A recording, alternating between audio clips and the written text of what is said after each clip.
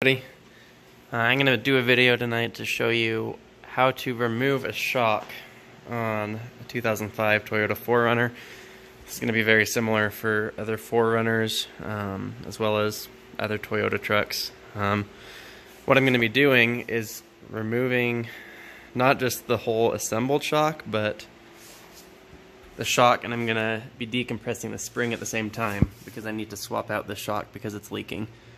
So I'm going to show you how you can safely do this at home if you don't have an actual spring compressor using the weight of the vehicle. So stand by and I'll do a how-to video once I have it all set up. Alright, so to start, in order to remove the spring or to remove the shock and decompress the spring, we're going to need to remove the wheel, jack up the vehicle, and put a jack stand under the frame. And then we're going to be using the floor jack to push up the lower control arm once all of that's done. So let me go ahead and do that.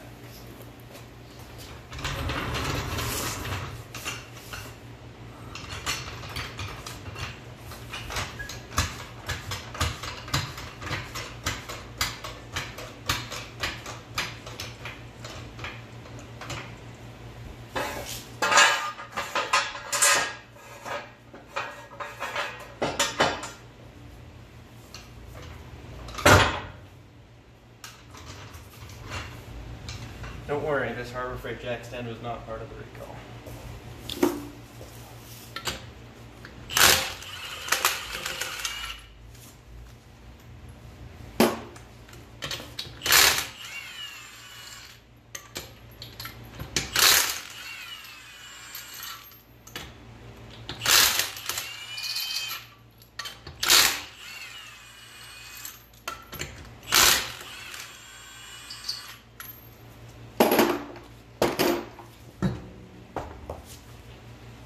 Remove the wheel.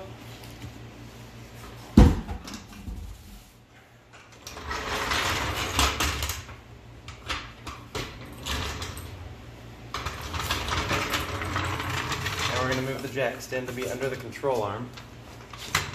This one works well because it has these slight rises that allow me to put it in a notch on the control arm, and it kind of indexes it. So I'm going to go for that.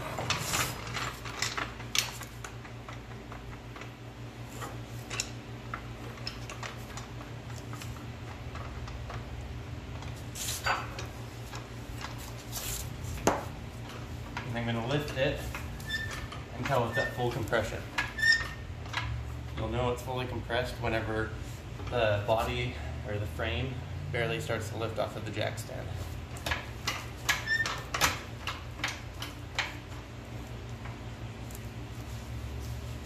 Now that's fully compressed. The spring is as tight as it's going to get in this situation. I mean, it might have different articulation when off-road, but at the moment, with that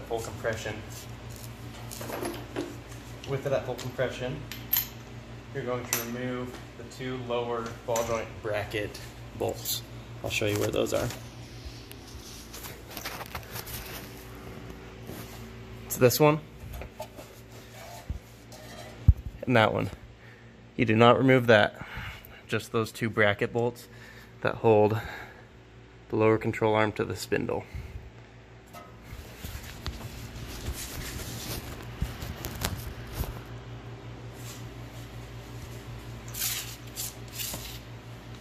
At the same time, I'm also going to be loosening the lower shock mount bolt, taking off the nut and just leaving the bolt in there to keep it in place.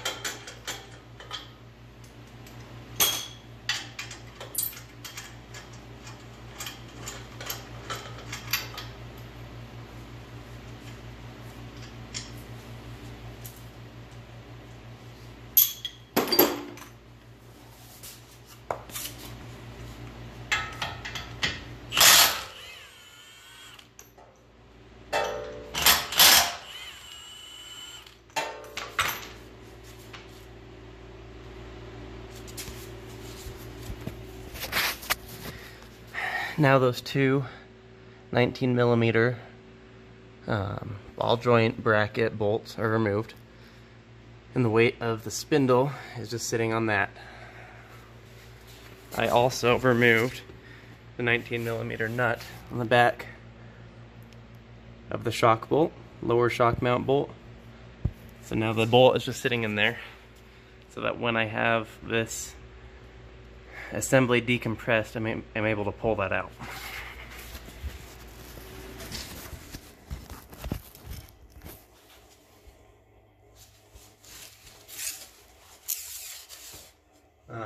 Now that it is all ready to go, I need a 19 millimeter ratcheting wrench. You can use just a regular crescent wrench, or a regular box end wrench, I mean, in 19 millimeters, or whatever size bolt you have at the top.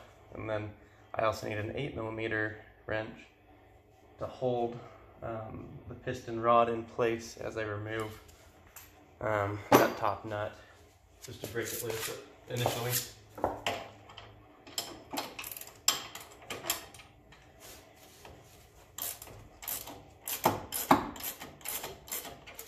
Now that it's broken loose, I don't need that smaller one anymore, as long as that piston rod doesn't spin.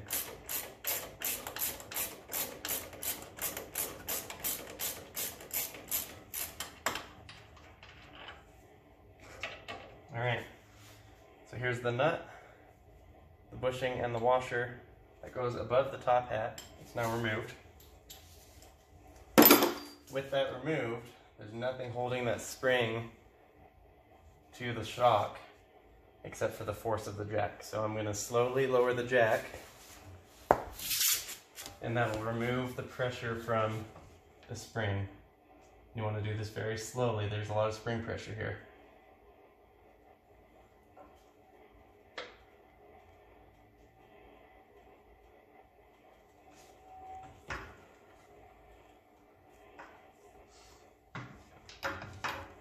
I'm going to pause for a second and get a block to set this on.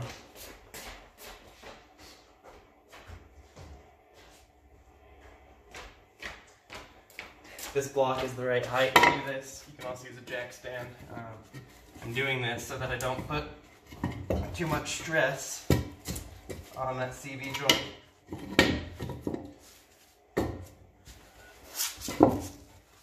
And also to clear the CV joint, or the CV axle, from the shock body. Just as a close-up, I'll show you. The CV axle is there, away from the shock body.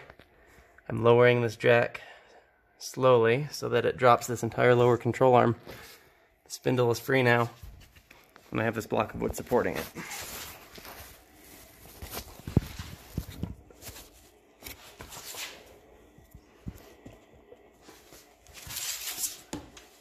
Keep lowering.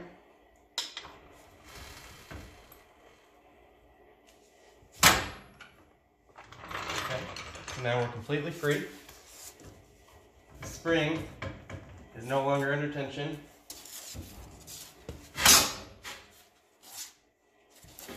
And all you have to do is kind of wiggle the shock so you can get this lower shock mount bolt off.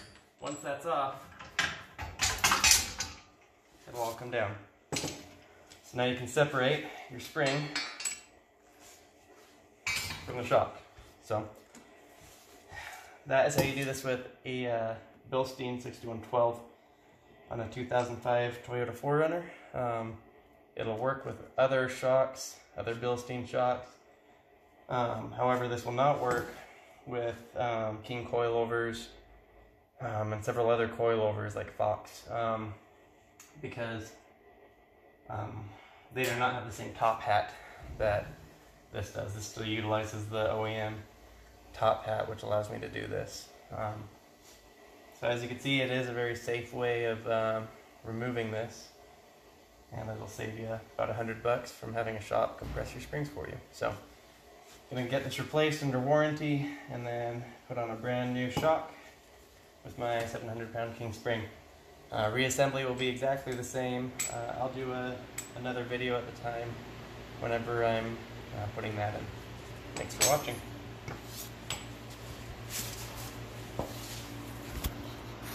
Alright, I received the new Bilstein 6112 shock. I'm going to show you how to compress it now, using only the weight of the vehicle. So this is a Bilstein 6112 shock. I'm using a 700 pound 14-inch king spring for my 4th gen 4Runner. It's a 2005. Has the V8 engine. I have a steel bumper and a winch, so there's a lot of extra weight in there. So that 700 pound spring is a necessity in my opinion. But there it goes.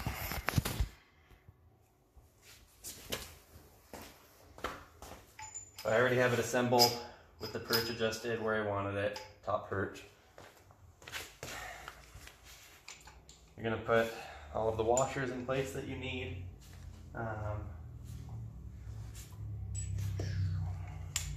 This is the one that goes inside of the top hat.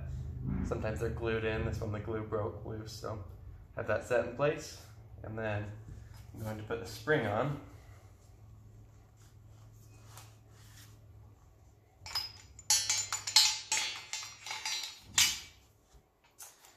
With the spring in place, you can kind of wiggle it up where you need it. So I'm going to push this lower control arm down again so I can fit this in.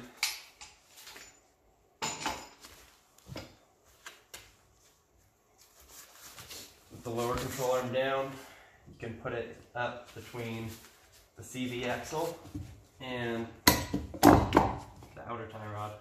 I guess the whole tie rod.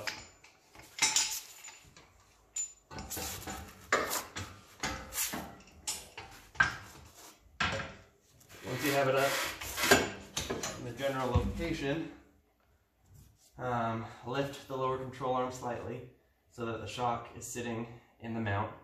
Once it's sitting in the mount, you can insert the bolt to index it, keep it in place. Just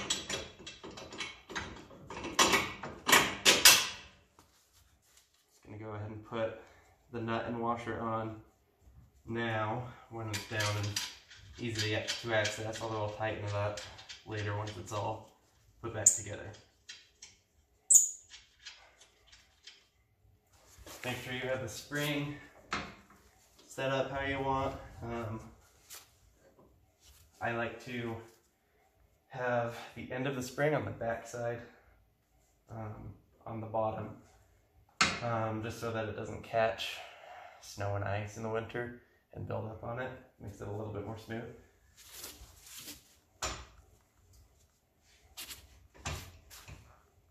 Right.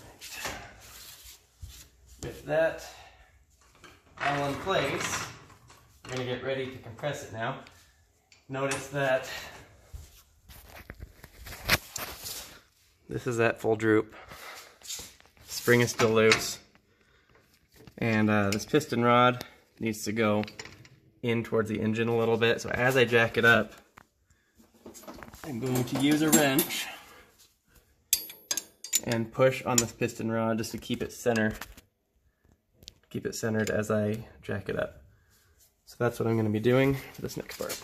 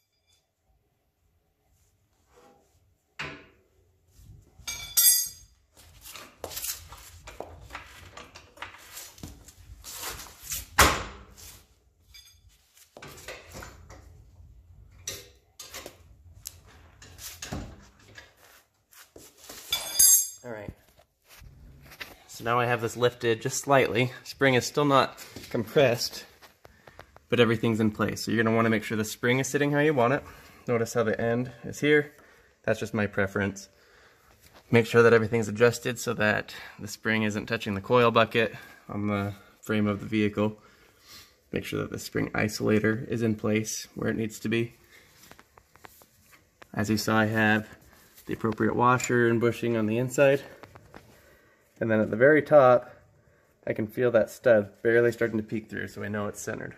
Once that's all centered, you can go ahead and keep jacking up slowly and make sure that nothing is getting in the way as you're jacking it up, because you want it to all go smooth and the spring to compress gradually.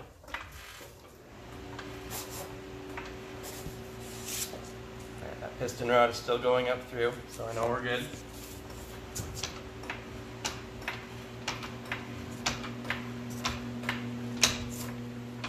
Keep compressing it. Again, until we barely start to lift off of that jack stand.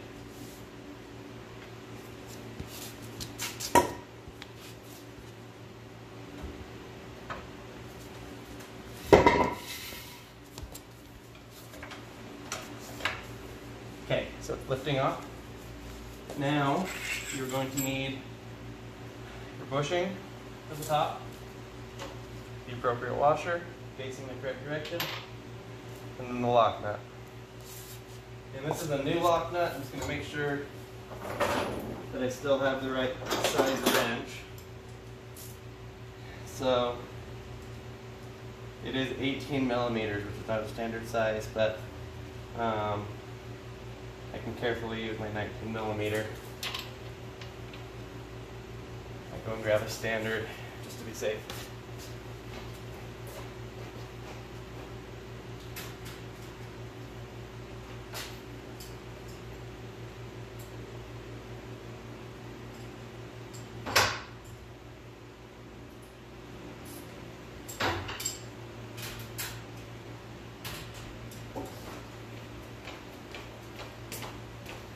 It's like 19 millimeters is the closest that I have.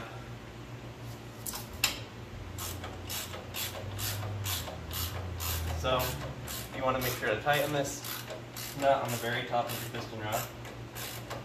And keep your finger on top of that rod to make sure it's not spinning. You do not want this to spin.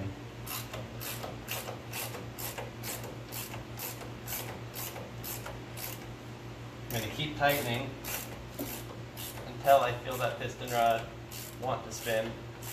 Once I get to that point, I'm going to put my 8 millimeter wrench on top and hold it in place and make sure it's all smoothed up.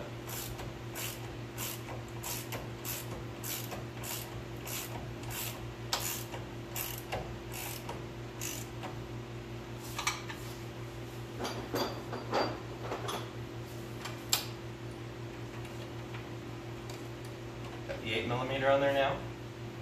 Do one last quarter to half turn. Make sure it's all smoothed up. Once again, this is a lock nut, so it should hold it in place. Plus you have a lot of spring tension on there, so it'll keep it on. With that done, the spring is now entirely compressed. And the shock is fully assembled. I still do not have this lower control arm bolted to the spindle, so that's the next step. You don't want to lower the jack at this point, because you could risk that pushing down on the lower control arm. It's not going to hurt anything, but while it's all in place, you might as well go ahead and work on this lower control arm bracket to spindle.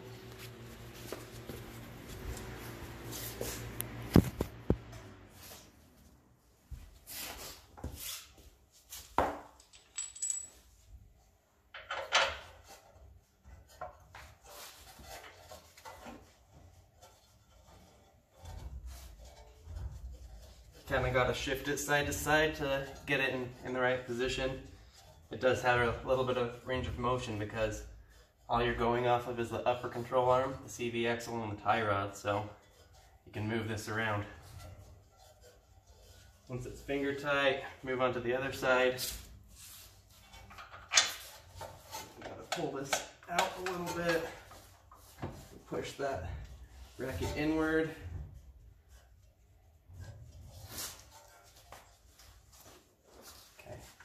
once those are threaded in by hand, I'm just going to use an impact. These get torqued to about 150 foot-pounds, so I'm not going to worry about overdoing it with the torque wrench really. I'm not going to go all out, but I'll get them tight. And I'll torque them once this is all on the ground.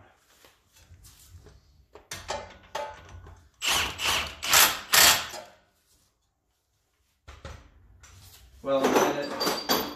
I'm also going to tighten this lower shock mount to spec, which is 100 foot-pounds.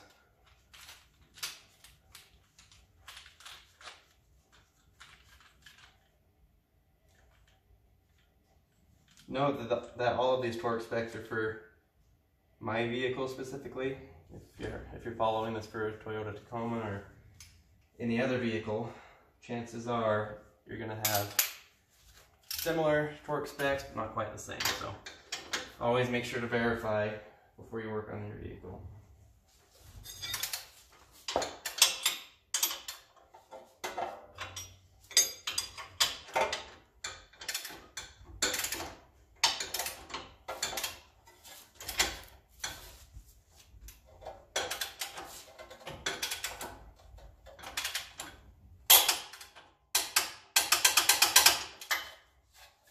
That's 100 foot-pounds. I'll check that torque as well after I've driven it about 50 miles or so. Now that that's all assembled, the lower control arm bolts are in place. You can go ahead and put the wheel back on and you're good to go. Make sure to check your alignment if you changed anything. I just replaced the shock, put everything back exactly where it was. I marked my cams beforehand just to make sure that nothing moves, everything's still in place, so I'm not going to worry about an alignment this time. If you have any questions, feel free to post them in the comment section. If you have any other video requests, please let me know and I can see what I can do.